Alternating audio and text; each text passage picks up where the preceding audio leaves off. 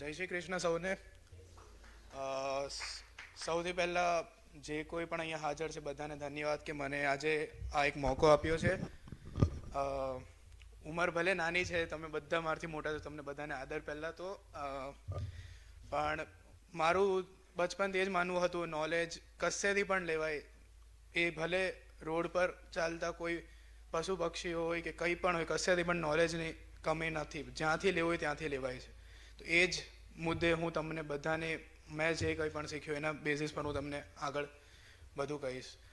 મારી શરૂઆત એસએચવીમાં હું સિનિયર કેજીમાં હતો ત્યારથી થઈ હતી, અને મારી સ્કૂલ પહેલેથી જ એમ ધાર્મિક રીતે બહુ ઇન્વોલ્વ છે, અને એજ્યુકેશન વાઇઝ તો પહેલેથી સારી જ હતી. એ જ બધું 6, 7, 8 બધું જે નોર્મલ સ્કૂલ, 6th સ્ટાન્ડર્ડથી મને એવું થયું કે રટ્ટાવાળા નોલેજ પર મારે કામ નથી કરવું, કંઈ નવું કરીએ.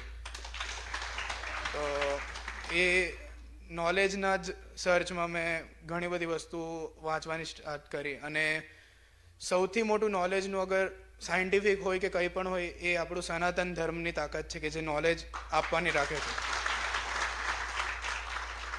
આપણા સનાતન ધર્મના એટલા ગ્રંથો, એટલી કિતાબો છે કે આપણે અગર એને વાંચવા જઈએ ને તો આ જીવન ખૂટી પડે, પણ એનું નોલેજ પતવાનું નથી.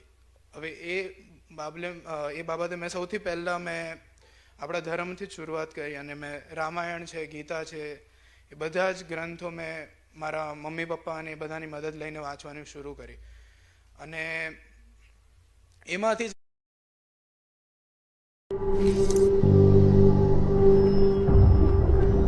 Helps beat sensitivity fast. Sensodyne Rapid Relief. ઘણા મુદ્દા મને પકડાયા, અને મેં 7th સ્ટાન્ડર્ડમાં પછી રિસર્ચ વર્કને બધું સ્ટાર્ટ કર્યું, જેમાં મેં રિસર્ચ કરવા માટે પહેલાં તમને ખાસું નોલેજ લેવું પડે. એટલે મેં એ જ કારણથી 7thમાં મારી 8, 9thની સ્ટડીઝ પૂરી કરીને 8માં મેં 11, 12th ઓલરેડી કમ્પ્લીટ કરી લીધું હતું, એટલે એડવાન્સમાં મેં બધું વાંચતો હતો. પછી આફ્ટર દેટ જ્યારે હું 8માં લોકડાઉન થયું ઓલ ઓવર ઇન્ડિયા, તો બધા ઘણા માટે તો ડિસ્ટ્રેક્શન બની ગયું. આજુબાજુ આખી દુનિયા મોબાઈલ ને બધામાં લાગી ગઈ, પણ મારું એક સપનું હતું પહેલેથી કે નહીં, મારે દેશ માટે કંઈ કરવું છે ને. એ દેશ ભક્તિના હિસાબે મારા મનમાં ક્યારે પણ એ ડિસ્ટ્રેક્શન નથી આવ્યો કે નહીં, કંઈ ને કંઈ કરતો રહીશ ને. એ જ બાબતે પછી મેં મારી એક કાર બનાવી, અને એ કાર બનાવવાનો પણ આખો આઈડિયા મને ભગવદ્ ગીતા ને બધામાંથી જ મળ્યો છે. ઘણી જગ્યાએ પંચતત્વની વાતો થઈને આ થઈ, તો પંચતત્વ શબ્દથી જ મને એવું આઈડિયા મળ્યો કે એવું કોઈ વાહન નથી બન્યું કે જે બધા જ જગ્યાએ ચાલે. તો એની ઉપર મેં રિસર્ચ કરીને પછી આગળ કામ કર્યું કે નહીં, આ વસ્તુ બનવી જોઈએ, કરવી જોઈએ. તો એના માટે મેં પછી ઘણી પેલું સ્ટ્રગલ થાય, બધું થયું, પણ મેં વાંચવાનું મૂક્યું નહીં. કે મારે મિત્ર પણ મેં કિતાબોને બનાવી દીધા એમ કે નહીં, વાંચવું છે તો વાંચવું છે. ઘણી યુનિવર્સિટીઝની બુક્સ મેં વાંચી, અને બધામાંથી પછી ફાઇનલી મેં નોલેજ લઈને મારો જે પ્રોજેક્ટ છે એ બનાવ્યો. અને એ પ્રોજેક્ટને ફર્ધર મારે એક્સપાન્ડ કરવા માટે મેં IIT બોમ્બે અને MITને સબમિટ કર્યો. IIT બોમ્બે મને વિધિન અ ડે રિપ્લાય આપ્યો કે we welcome you for experimental and all the data, we will provide you all the budget. And એમ કરીને પછી મેં IIT બોમ્બેમાંથી મને ઓફર આવી, અને મેં IIT બોમ્બે સાથે જોઈન થયો. અને ફાઇનલી હવે આગળ જતાં એ પ્રોજેક્ટ હું અપકમિંગ 5-6 યર્સમાં કમ્પ્લીટલી લોન્ચ કરી દઈશ ઓલ ઓવર ધ વર્લ્ડ. અને બસ પછી IIT બોમ્બેના થ્રુ જ મને રેકમેન્ડેશન મળ્યું ઇસરોમાં. IIT બોમ્બેના એરોસ્પેસ ડિપાર્ટમેન્ટના સર સુદર્શન કુમાર, એ મેં K Sivan sir, director of ISRO, એમને સજેસ્ટ કર્યું કે આ છોકરાને લો, આ ઘણું તમને આગળ જવામાં હેલ્પ કરશે. અને બસ પછી મારું 6th, 7th મંથનું ટ્રેનિંગ પ્રોગ્રામ હતું અરાઉન્ડ 9th સ્ટાન્ડર્ડમાં. અને એ 7th મંથના ટ્રેનિંગ પ્રોગ્રામમાં મેં કઈ રીતે રોકેટ ડિઝાઇનિંગ થાય, રોકેટ પ્રપલ્શન થાય, જે જનરલી એરોસ્પેસ ડિગ્રી વગર કોઈ તમને શીખવા નહીં દે, પણ મેં પહેલેથી ઘણી બધી વસ્તુ વાંચી રાખી હતી, એટલે મને મોકો આપ્યો. અને 7th મંથ મારું ટ્રેનિંગ પ્રોગ્રામ કમ્પ્લીટ થયું. અને આફ્ટર દેટ ઘણા બધા ઇસરોના પ્રોજેક્ટ્સ છે જેમાં કામ કરવાનો મને મોકો મળ્યો, ઇન્ક્લુડિંગ ચંદ્રયાન 3માં ઇલેક્ટ્રિક એન્ડ નેવિગેશન ડિપાર્ટમેન્ટમાં મેઇન લીડિંગ રોલ મારો હતો રિસર્ચમાં. હવે વધારે તો અમારી લિમિટેશન્સ હોય, કેમ કે ડેટા બધું શેર ના કરે, અમારા જે ઇન્ચાર્જ હોય એના સિવાય બધું કંઈ બોલી ના શકે, તો હું એ બાબત વધારે નહીં બોલી શકીશ. બટ હું એ બધાને ધન્યવાદ કહેવા માગું છું કે જે ઈસરો છે, આપણી આર્મી છે, કે કોઈ પણ જેવા રાષ્ટ્રભક્તવાળા સંસ્થાનો છે જેમાં જોડાયા છે, રાત દિવસ એ લોકો એવા કામ કરે કે જે મેગેઝિન પર, કોઈ ન્યૂઝપેપર કે કશે ન્યૂઝ ચેનલ પર નથી, પણ એ લોકોના બલિદાનના હિસાબે જ આપણે આજે આ જગ્યા પર બેઠા છે. એમાંથી ઘણી એકાદો હું પ્રોજેક્ટ લઈને વાત કરીશ. આપણે અરાઉન્ડ 2022માં આપણે નાસાએ સડનલી એક ડિક્લેરેશન એલર્ટ આપ્યું કે આપણા પૃથ્વી તરફ એક ખાસો મોટો પથ્થર તો એસ્ટ્રોઇડ આવી રહ્યો છે, ને એને આપણે ટેકલ કરવું પડશે. ને આપણને ગવર્મેન્ટ ઓફ ઇન્ડિયાને લોકો એલર્ટ આપી દીધું કે એ યા તો ઇન્ડિયા યા તો ચાઇનીઝ એર સ્પેસમાં જશે. હવે ઇન્ડિયામાં જો એનો અગર ઇમ્પેક્ટ થાય તો એ લોકોએ એવું કીધું કે ગુજરાતથી લઈને દિલ્હી તકનો એનો ઇમ્પેક્ટ આવી શકે. હવે એ અગર પડે તો એટલું હતું કે આપણું આખું ગુજરાત એકવારમાં સાફ કરી શકે એમ, એટલી એની કેપેસિટી હતી અગર એ પડે તો. પણ પછી એ લોકોએ નેક્સ્ટ ડે અમને એવું કીધું કે ના, તમારા તરફ નથી આવવાનું, આમ છે એમ છે. અને આફ્ટર દેટ સડનલી પાછું રાતના 2 વાગે અમને અલર્ટ મળ્યું કે હવે હેડ કરે છે ઇન્ડિયા તરફ, કમ્પ્લીટલી એની ડાયરેક્શન બધું ઇન્ડિયા તરફની છે, અને તમારે હવે ટેકલ કરવાનું છે, અમારી હાથની બહાર છે. તો સ્પેસની જેવી વાત આવે, આપણે ઇન્ડિયામાં ઈસરો છે, DRDO છે, બધા અલર્ટ થઈ જાય. અને એ જ બેઝિસ પર પછી ઈસરોએ ફર્સ્ટ સ્ટેપ શો કર્યો કે અમે અમારી બેસ્ટ ટ્રાય કરશું આપણે જે થાય એ માટે. અને એ બાબતે પછી મને એઝ અ રિસર્ચર મને એ લોકોએ મોકો આપ્યો કે you can design internal system, જેટલું બી ઇન્ટરનલ સિસ્ટમ ઇલેક્ટ્રિકલ છે બધું તું સંભાળી લે, અમે તને મોકો આપીએ છીએ. અમારે એટલે મારી ઉપર ઇન્ચાર્જ હતા, પણ એ લોકોએ મને આપી દીધું કે નહીં હવે તું સંભાળી લે એમ. અને એ પ્રોજેક્ટ પછી મેં સંભાળ્યો હતો. અને એમાં 2 મિસાઇલ્સ કહી શકો, યા તો કેમ કે જ્યારે પણ રોકેટ કોઈ ડિસ્ટ્રક્શનમાં જાય તો આપણે એને મિસાઇલ્સ ફોર્મમાં જ ગણાવી દઈએ છીએ. તો એક રોકેટ આપણે બેંગ્લોર શ્રીહરિકોટા અને એક અમદાવાદ એરસ્પેસથી લોન્ચ કર્યું અરાઉન્ડ રાતના 4 વાગે. અને લોન્ચિંગ ને બધું થયું, અને એ જે પથ્થર હતો એની સ્પીડ અરાઉન્ડ હતી લાખોમાં, આપણે કંઈ જ કહી નહીં શકાય એમ, એટલી સ્પીડ હતી કે આંખ બંધ થાય એટલી વારમાં તો બધું તબાહ કરી શકે એમ. તો એની સ્પીડ મેચ કરવું ને બધું, આજની તારીખમાં કોઈ એવી મિસાઇલ્સ કે એવું કંઈ નથી કે જે એટલી સ્પીડ પર છે, જે લાઇટની સ્પીડથી ઉપર હોય.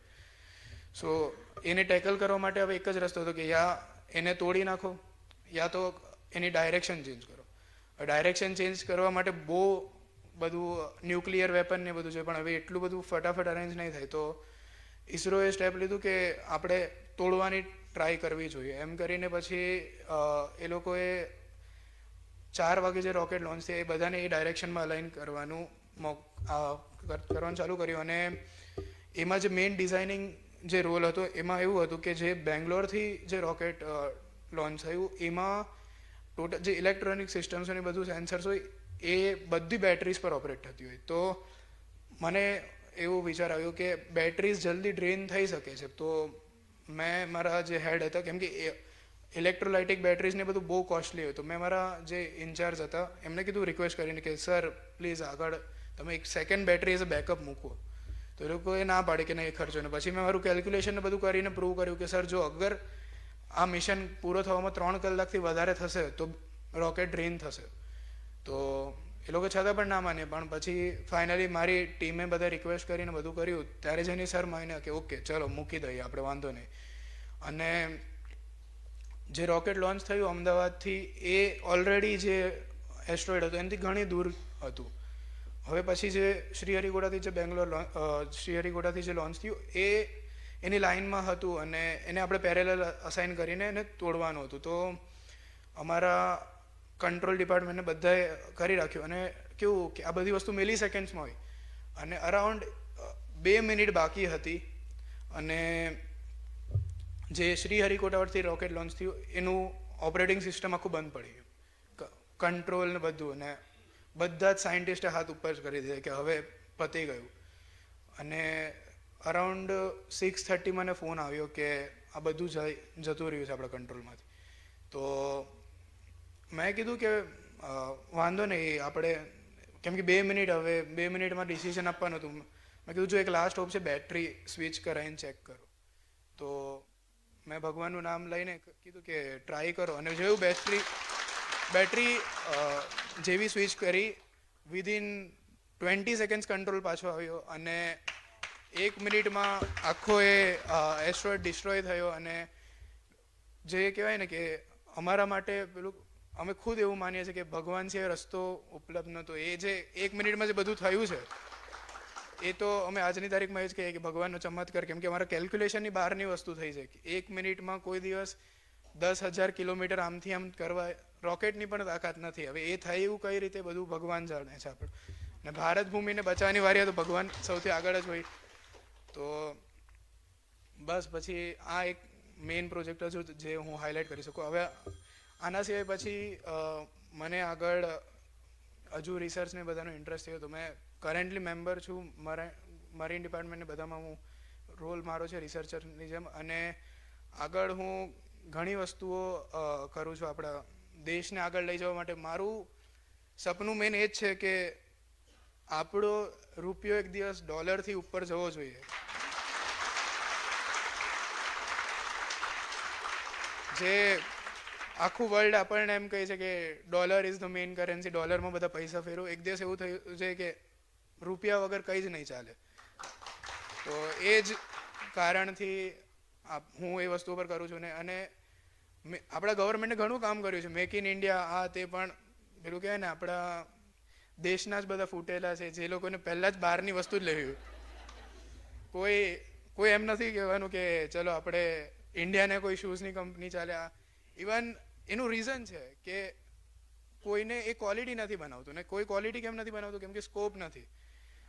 સ્કોપ બનાવવા માટે આપણે ખુદે મહેનત કરવી પડે. આપણે બધાએ મળીને નક્કી કરવું પડે કે નહીં, આપણે ભારત માટે સ્કોપ બનાવવાનો, આપણે ભારત માટે કરવાનું છે. એના વગર કંઈ રસ્તો નથી. બાકી કાલે ઉઠીને તો ઇન્ડિયામાં તો બધી મોટી મોટી કંપનીઝ આવશે, પણ એનું જે ગૂગલ છે બધા છેલ્લે તો એનું જે કરન્સી કન્વર્ટ થઈ ડોલરમાં જ જાય છે. ભલે આપણે એમ વિચારીએ કે હું ગૂગલમાં કામ કરું છું, આમાં કરું છું, કોઈ એક એવી કંપની નથી કે જે એમ કહી શકે કે અમે વર્લ્ડ વાઇડ છે, અમારા આટલા એમ્પ્લોઈઝ છે અને બધું અમે ઇન્ડિયન રૂપીઝમાં. કેમ કે એકવાર પ્લાન્ટ આઉટસાઇડ જાય તો બધું ડોલરમાં કન્વર્ટ થાય છે. અને એ જો ચાલે તો પછી આ સપનું જ રહેવાનું છે. તો આપણે જેટલા પણ અહીંયા યુવાનો છે બધાને એ જ મારો છે કે બને ત્યાં તક નોલેજ લેવું દુનિયામાંથી, જ્યાંથી લેવું એ લઈ લો, જે કરવું એ કરો, પણ જ્યારે તમારી કરવાની વારી આવે ત્યારે હંમેશા ભારતને આગળ કરવું.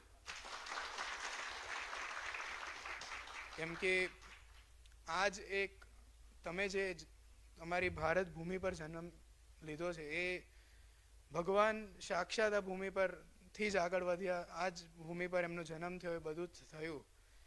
એવી ભૂમિને તમે અગર નીચી પાડી દો સનાતન ધર્મના નામ લઈને, તો તમારી ઉપર કલંક કહેવાય કે ભગવાનની ભૂમિને તમે આખા દુનિયાથી નીચે પાડી. તો બધાએ મહેનત કરવી જોઈએ, સાચી જગ્યાએ પૈસા નાખવા જોઈએ. ખોટી જગ્યાએ પૈસા નાખીને કોઈ મતલબ નથી. આઈફોનની જગ્યાએ નોકિયા વાપરો. નોકિયા પાછળ છે એનું વન ઓફ ધ રીઝન એ છે કે આપણે કોઈ દિવસ ઇન્વેસ્ટમેન્ટ જ નથી કર્યું. આઈફોન જેને જોઈએ, હા કે એક ક્રેઝ છે, પૈસા બતાવો તો આઈફોન. અરે એક ટાઈમ પર એવો ક્રેઝ રાખો ને કે નોકિયાને આપણે આઈફોન જેવી વર્લ્ડમાં લઈને જઈએ એમ. અને ઘણી કંપનીઝ હવે ઇન્ડિયા લઈ લીધી છે. આમાં રિસ્પેક્ટેડ રતન ટાટા સર, એના જેવા જો બધા થઈ ગયા તો ભારતને આવતા 100 વર્ષ તક કોઈ બીટ ના કરી શકે. પણ એવા કોઈ થતા નથી ને. બધાને એ જ છે કે ના અમારે પૈસા આ છે તે છે. તો અમે પહેલાં જ યુએસની બ્રાન્ડમાં એપલ, અને એપલના ઓનર સ્ટીવ જોબ્સ, કોઈને અગર એપલના લોગોની હિસ્ટ્રી ખબર હોય તો એપલના જે સીઈઓ છે સ્ટીવ જોબ્સ, એ ખુદ ઇન્ડિયા આવીને નીમ કરોલી ધામ, જે કે નૈનીતાલમાં છે, ત્યાં રહીને જ એમે બધું કર્યું છે. અને જે એપલના લોગો છે એમાં પણ હનુમાનજીની પ્રસાદી છે, નીમ કરોલી બાબાના ઈષ્ટદેવ છે, એ એપલનો લોગો પ્રસાદના, એપલ જે છે પ્રસાદના રૂપે ભગવાનને ધર્યું હતું ને એમાંથી એ લોગો નીમ કરોલી બાબાએ કીધું હતું કે તમે આગળ આ લોગોથી કામ કરો. અગર આપણા જન્મભૂમિ પર કોઈ આવીને આટલા મોટા કામ કરી શકતો હોય બહારના દેશથી, તો આપણે તો આ જન્મભૂમિના પાર્ટ છે, તો આપણે તો કેટલું કરી શકીએ, પણ કોઈ એના માટે સ્ટેપ્સ લેવા જરૂરી છે. તો બસ એ જ. અને ફર્ધર મેં આફ્ટર 12th મને સરે કીધું એમ university of Oxford, university of Manchester, જે કે વર્લ્ડ રેન્ક 34 છે. યુનિવર્સિટી ઓફ ઓક્સફર્ડનું મારું એવું માનવું છે કે મેં પહેલેથી મારા સ્કૂલ જોડે એનરોલ્ડ હતો. જે સ્કૂલે મને નાનાથી આ સ્ટેજ તક પહોંચાડ્યો છે, એ સ્કૂલે મને આટલા સંસ્કાર આપ્યા, એ સ્કૂલે મને આટલું નોલેજ આપ્યું, તો એ સ્કૂલને મારો કર્તવ્ય ને મારું ધર્મ કે હું કોઈ દિવસ નીચે નહીં પડવા દઉં.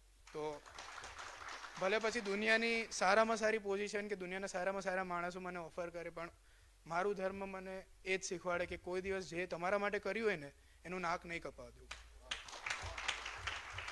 તો બસ એ જ વસ્તુ મનમાં રાખીને મેં યુનિવર્સિટી ઓફ ઓક્સફર્ડનો લેટર રિજેક્ટ કર્યો કે અગર મારું સ્કૂલનું નામ નહીં હોય તો હું નથી આવવાનો. અને નેક્સ્ટ ડે જ યુનિવર્સિટી ઓફ મેન્ચેસ્ટર, જે કે યુકેની one of the top university છે, રિસર્ચમાં દુનિયાની સૌથી સારી યુનિવર્સિટી છે, એ મને ઓફર લેટર આપ્યો વિધિન 1 hour અને કીધું કે તમે અમારે ત્યાં after 12th completion directly join થાઓ.